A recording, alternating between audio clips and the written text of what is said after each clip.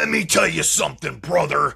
Are you looking for wrestling news? Are you looking for retro video games? Are you looking for retro video game pickups, Jack? Well, I know the place you need to be, and that's Casey is Raw, right here on YouTube. He's got the retro, he's got the wrestling, he's got the 24-inch pythons, brother, and he's coming for you.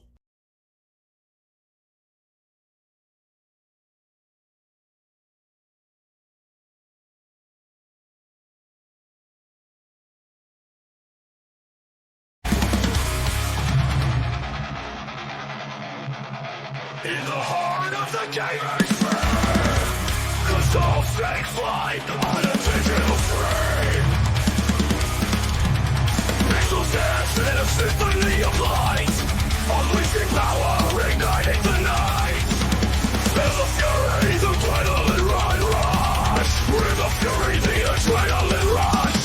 Review consoles from the east to the west. In the USA, we'll put them to the test.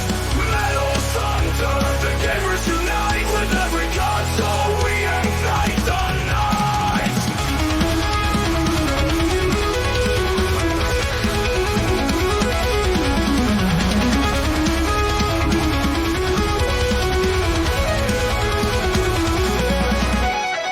Silence to silence, the graphics sublime. From Xbox to PlayStation, revolution in time. Controllers grip tight, we rush to the call. The world of adventure, we conquer them all.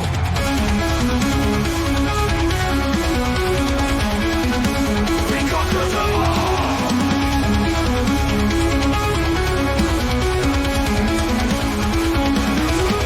Try the battle, let your spirit soar. Review consoles from the east to the west.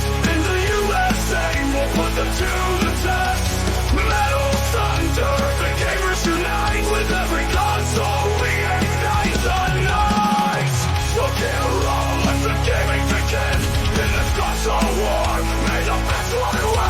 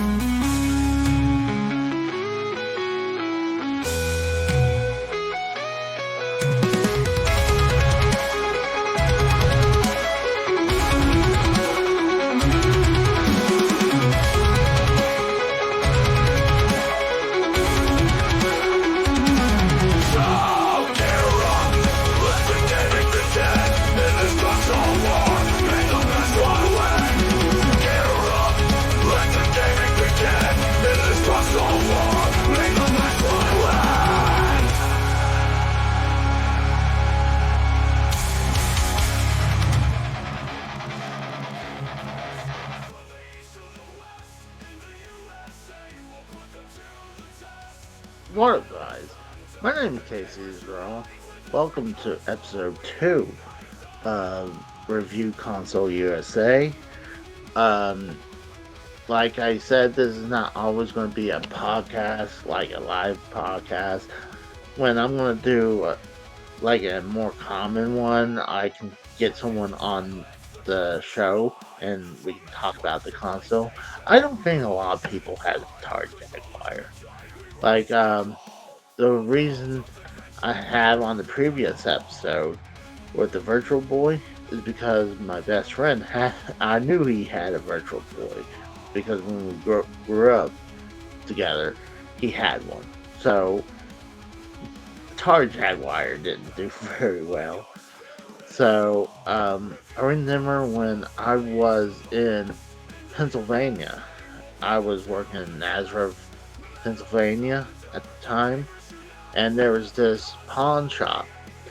Great store. If it's still there, the sister chains are great as well. It's called Nazareth Exchange, and there's Easton Exchange. There might be Allentown Exchange, probably. Bethlehem. Not sure about that last two, but I would go after work, go over to the Nazareth Exchange to this pawn shop, and one day they had the Atari Jaguar, right? And this is the one I got right here. Um, I consider this the best looking console out of all of them. I mean, dude, it looks badass. I mean, it's definitely like a spaceship. The only thing that sucks is it gets dusted very easily. I tried to dust it off before, and it still looks like I hadn't dusted it off. So, one of the cool things with the Atari Jaguar is that um, it doesn't come with the hookups like the with the powered power adapter or the RF adapter. You don't have to worry too much about that because you can use the same uh, RF adapter from either the NES or the Super Nintendo, and you could use one of those 3-in-1 plugs. Even I think the NES plug will work in the plug-in for power, but they would usually give you RF for it. I think they did sell AV cables, but what's weird? Let me fix my screen real quick so you can see a little bit better. Give me a second. There we go. So, yeah, you can see right there. You got like the board sticking out. Um, I believe, yeah, the Atari did sell AV cables, but they're very uncommon to come by. So what I have done is I picked up an AV cable from eBay from a third party, and it looked pretty nice. So you plug this in one board, sideboard, and there comes like a little tube sliding track. So make it a little easier to plug that in like that. It's weird. I've never seen anything like that where it plugs into a board, but I will be playing several Atari Jaguar games. I'm doing a series called Is This Atari Jaguar 64-bit game or not? Because, well, we know it has a 32-bit graphics chip in there and a 32-bit uh, sound uh, chip in there, and they have something that's supposed to, you know, make certain times two or gas cell. I was trying to pronounce the word, but that will, make it 64-bit. So, but a lot of the games actually are like 16-bit ports. Like, there's a lot of games like Bugsby that was on the Super Nintendo and Sega Genesis that came to the Jaguar. Same thing with the uh, theme park. So there's a lot of 16-bit games that got ported to it. So I played a lot of these games, and maybe they're 32-bit at the most, but they're certainly not 64-bit. So let me show you the controller. This is what the controller looks like. People say it's a bad controller. Is it really a bad controller? No. I would say no, it's not really a bad controller. It's not uncomfortable. The one biggest thing is that the D-pad's almost not there. It's like very flat. And instead of the start button, they have an option and a pause, and then you got this number pad. Sometimes you would have an overlay. So they did have um, like a pro version. Give me a second. I'll show you what I'm talking. Pro controller right here. Yeah, the normal one on the left, and you got the pro on the right, where you get three extra buttons for like fighting games. Um, this is what it looks like if you had this CD add-on. I do not have the CD add-on. They're very expensive and very finicky. That's what I hear. Um, One of the things about the Jaguar is when you plug in the game into the console, is that um, let's say you put the power on it and you hit the button and it doesn't show anything. That doesn't mean it's not working. You have to have a game in there to complete, I guess, the circuit to it it to light up and have the power button. So I think a lot of times people probably thought their Jaguar is probably broken when it really isn't. And console like cartridge consoles are more. I believe they're a little. I hear they're a little easier to repair than CD consoles. So yeah, like we'll go back to a little bit of my story. Yeah, I picked up the Nazareth Exchange. They had the Jaguar in their store, and they had a whole stack of games. Not so I picked. I think as a birthday gift or a Christmas gift, my mom gave me the money to pick up the console, and then I slowly start pick off the games from the store. Usually, like they're like $30 a piece.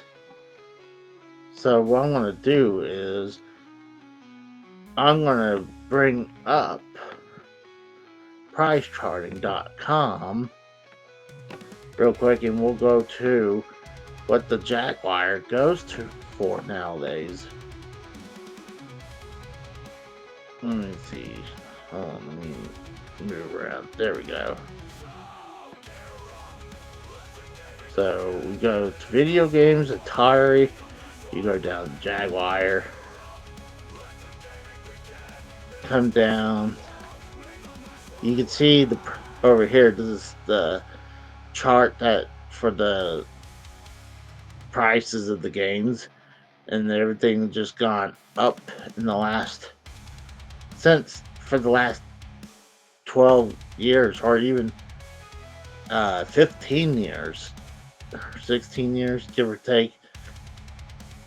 It definitely went from there to really high price nowadays.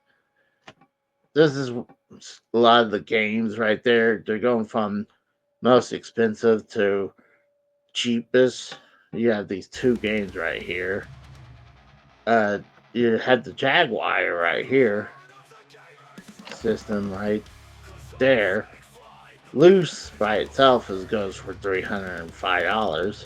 So I picked mine up somewhere in between, I'd say 2013 and 2015. So it was, I believe I paid about 150-ish at that time, and now, gosh, look, go to 2022, it eventually hit 476. It kind of dropped down to 305, so it almost hit $500 loose. And then you can see complete. That means the box and everything, the styrofoam, the manual, new price. That's if it's never been opened.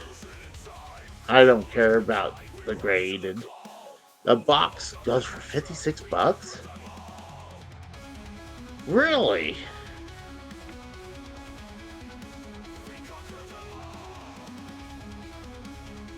Let's check that out real quick.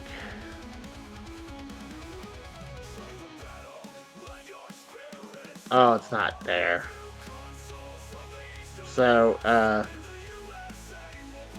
this was almost a year old. So, but last time a box it sold for $56 on eBay. So I thought it'd be a lot more than that. That's crazy. Let's see. Put box. See, it says 0000. That's crazy. And then box went 150. It's like $200. And for some reason, it was hovering like in the 2020, $220 ish. Dropped down to $56, and you can see where right here it's sold one per year. So the last time it sold for one. And then you can see for loose, one sales per week. So let's remove just loose. So that's what it loose goes for. So alright, so let's go back and let's see that's what the console goes for. And then you can see the prices of some of these games. Some of these are like home brews, because I don't think that's natural. I think some of these are home brews. That is like an EverDrive for Jaguar right there, the game drive. See, I've never seen that one. Teenage Mutant Hero Turtles, never saw that. I think, like I said, I think some of this is where they're homebrews, and they'll highlight it where it says homebrew though too. So, I'll show you guys in a second what I have. I picked up a bunch of them in their boxes recently from the store, a video game store to go to. But like I said, I picked up a bunch of loose games back when I was in Pennsylvania, in Nazareth, Pennsylvania, and just started picking them off from the pawn shop. So, I just never thought I would see the boxes. And then, since I moved back to Oklahoma, I came across some of the boxes at my local game store. And there's sometime I bought some off eBay. So, let me go ahead and show you guys what I got in my collection. So, let's go ahead and go to that now. Alright guys, so I'm in my Atari section, kind of. You got the Atari Jaguar, and you got the Atari 5200 right there. You can see that I got Atari Jaguar controller in the box. I recently picked this one up on eBay. It actually has the controller in there. The box is not in the greatest shape, but it's cool to find something like that. So let me move that out of the way. Show you what games we got here. Move that out of the way too. Show you loose games. Got Alien vs. Predator. Pursuing Ninja.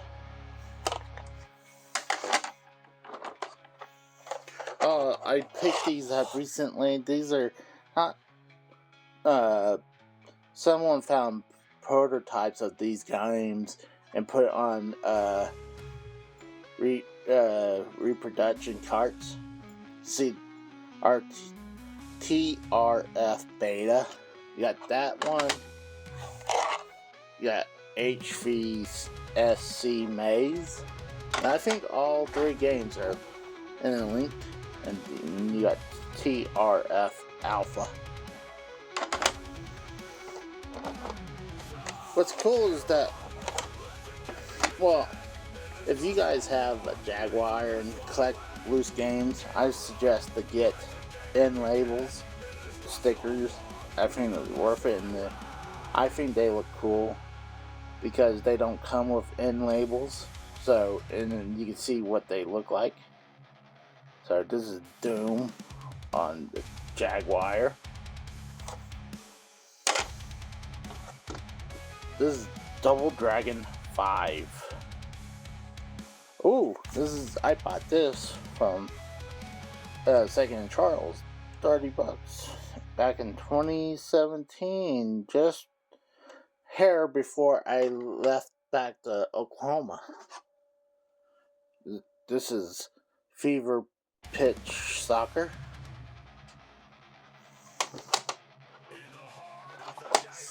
This is Syndicate. $20 at Nazareth Exchange. This is Tempest 2000. I consider this one of the better games on the console. Figure $25. Pitfall, the Mine Adventure, $25 Nazareth Exchange. See what I'm talking about? I picked a lot of them from there. Cybermorph. I played this. This is a knockoff version of Star Fox. Is this pronounced Raiden or Raiden? Paid $28 at Nazareth Exchange. This is crazy. You got Trevor McFur in the Crescent Galaxy.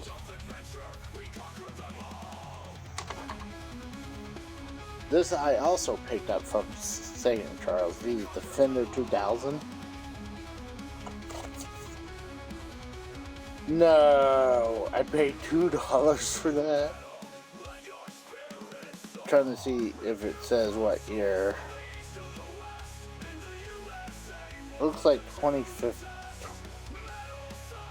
Either 2015 or 2016. I'm trying to look at it real. Looks like 2016. That's crazy. I picked that up extremely cheap. This is the Attack of the Mutant Penguins. $35 at Nazareth Exchange. $5 for Checkered Flag from Nazareth Exchange. So I'm gonna move these out of the way, and I'll show you the box games I got in the collection. Alright, you're gonna see some of these with box protectors, and some of these are probably not gonna have the right prices on it. So, because I would take it off from one game and put it on a different one. So, this is Club Drive for the Jaguar. This looks like this is sealed. Look at that. I mean, it still has the hang tag on it. So that's actually factory sealed. This is iWar. I'm not sure it's actual $80, but like I said, that could not be accurate. That could be not accurate. Ultra, was it Vortex? Interesting.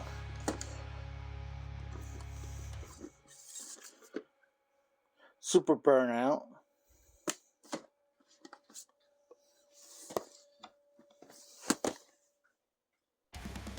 You got Iron Soldier, a mech game. This is Pinball Fantasy. Interesting. You gotta definitely check that out. Wolfenstein 3D. Well, it's cool that my local game store gave me the case for free because they didn't pay for anything. And I'm like, hey, how much for the case? They're like, you can have it free. We didn't pay anything for it. This is Brutal Sports Football. That looks kind of interesting. Alright, so I got a box. Multiplayer tap.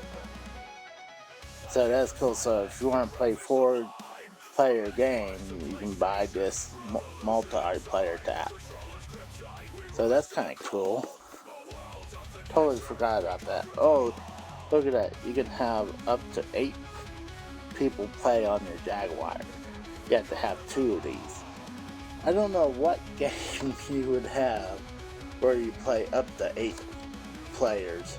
Maybe football game? I'm not sure. I haven't seen anything you would use. This is skiing and snowboarding. This is lunar pinball. We're getting down nitty gritty. One of my favorite games for consoles is Theme Park. Like I said, this is definitely a 16-bit game that's been ported. This looks like it's also been factory sealed because you could see the hanging tab. Cool.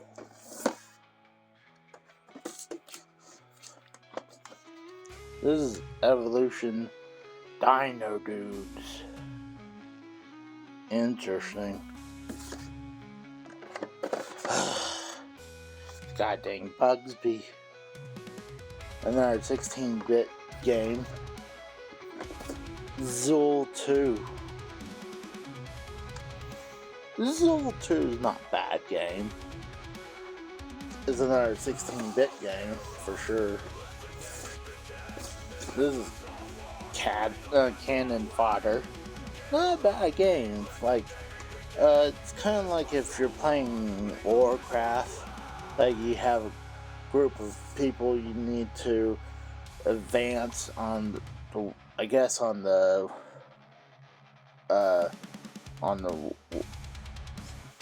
war grounds. That was Lucas. Thank you, Lucas. This is Dragon, the Bruce Lee story.